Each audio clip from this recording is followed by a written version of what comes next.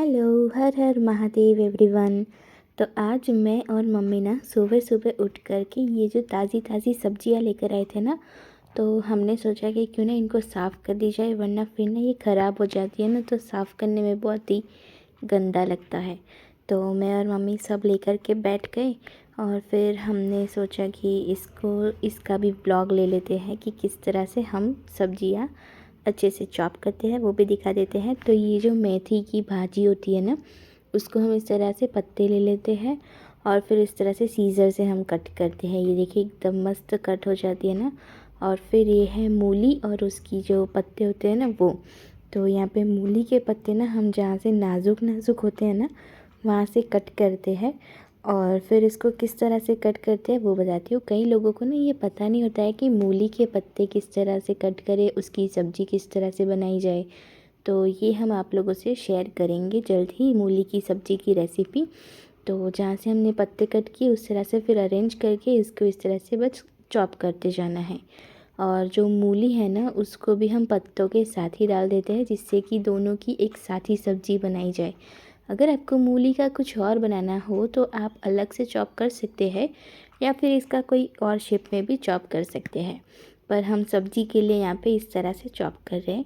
तो ये देखिए मूली के पत्ते भी कितने खुले खुले हैं ना, तो इस तरह से चॉप करते हैं ना तो बिल्कुल भी टूटते नहीं हैं पत्ते। और फिर हमने सोचा कि चलो कुछ खाया जाए, तो थोड़ी सी चाय पड़ी हुई थी सुबह की, तो हमने सोचा चलो अभी तो 2 घंटे पहले की चाय पड़ी है, पी लेते हैं और फिर खाने के लिए कुछ बनाते हैं। तो खाने में ना रोटियां बहुत सारी बन गई थी, तो वो भी पड़ी हुई थी, तो हमने सोचा क्यों ना छाछ के साथ इसको तड़का लगाया जाए। तो हम बस वही बनाने हैं, तो हम लोग इसको वघरेली छाछ रोटली बोलते हैं। और यहाँ पे चाय गर्म हो गई थी तो चाय पी ली हमने। और फिर क्या किया कि ये रोटियां जो है ना, इसको हमने छोटा छोटा सा टुकड़ा कर दिया है।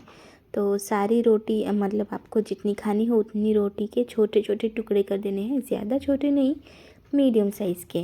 फिर एक कढ़ाई को गरम करने के लिए रख दीजिए और एक उसके अंदर ऑयल डाल दीजिए। जब तक ऑयल गरम होता है ना, तब तक मैंने क्या किया कि यहाँ पे सब कुछ अरेंज कर लिया और चाय भी पी ली। अब ऑयल यहाँ पे हमारा गरम हो चुका है, उसके अंदर हमने डाल दी है थोड़ी सी राई 1 चम्मच, और फिर डालेंगे थोड़ा सा जीरा। फिर ऐड करना है इसका मेन इंग्रेडिएंट। इसका मेन इंग्रेडिएंट होता है मेथी दाना, यानी कि फेनुग्रीक सीड्स होते हैं ना, वो होता है। तो इससे ना स्वाद थोड़ा सा कड़वा हो जाता है, पर टेस्ट इसी का आता है, तो ज़रूर ऐड कीजिएगा। और फिर थोड़ी सी हींग ऐड कर देनी है। और अब मसाले भी करते हैं, जैसे कि मिर्ची पाउडर ऐड कर दिया है हमने यहाँ पे। फिर हरी मिर्ची भी ऐड कर दीजिएगा, बहुत अच्छी लगेगी। ये वाली है ना, वो तीखी वाली हरी मिर्ची नहीं है, सादी वाली है। फिर ये सब कुछ चटक जाए ना, उसके बाद हम इसके अंदर छाछ ऐड करेंगे। तो एक छाछ का पैकेट मिनिमम लगेगा, वो ऐड कर दीजिए। और थोड़ा सा इसके अंदर पानी भी ऐड करना है, ज़्यादा नहीं, 1 ग्लास से भी थोड़ा सा कम ऐड कीजिएगा, क्योंकि छाछ अगर छाछ में बनाएंगे ना तो ये बहुत ही स्वादिष्ट लगती है। तो मसाले कर देते हैं। सबसे पहले हमने ऐड कर दिया गरम मसाला पाउडर, फिर ऐड कर दिया है धनिया जीरा पाउडर, फिर थोड़ा सा स्वाद अनुसार नमक भी ऐड कर देंगे। वो तो ऑब्वियस होता है ना, नहीं वरना फिर स्वाद ही नहीं आएगा नमक के बिना तो। और अब इसको अच्छे से हम मिक्स कर देंगे और इसको थोड़ी देर के लिए अब हमें पकने देना है। जब तक कि एक उबाल ना आ जाए ना, तब तक इसके अंदर कुछ नहीं ऐड करना है। ये देखिए इस तरह से ये उबल चुका है। और फिर इसके अंदर ऐड कर देनी है जो रोटी के हमने टुकड़े किए हैं ना, वो ऐड कर दीजिए।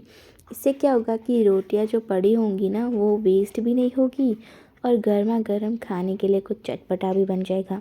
तो जब हमारे घर पे रोटियां बच जाती है ना, तो हम इसका एक ये वाला चीज़ बनाते हैं और एक दूसरी चीज़ भी बनाते हैं, वो मैं आपसे फिर कभी शेयर कर दूँगी।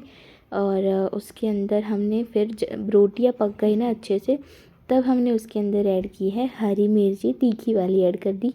और अब इसको सर्व कर देंगे। तो हमारी गर्मा गर्म छाछ वाली रोटी जो है ना, वो रेडी हो चुकी है। आई एम डेफिनेटली नोइंग कि आपके मुंह में पानी आ रहा होगा, तो ज़रूर बनाइएगा, ट्राई तो करना बनता है ना एक बार।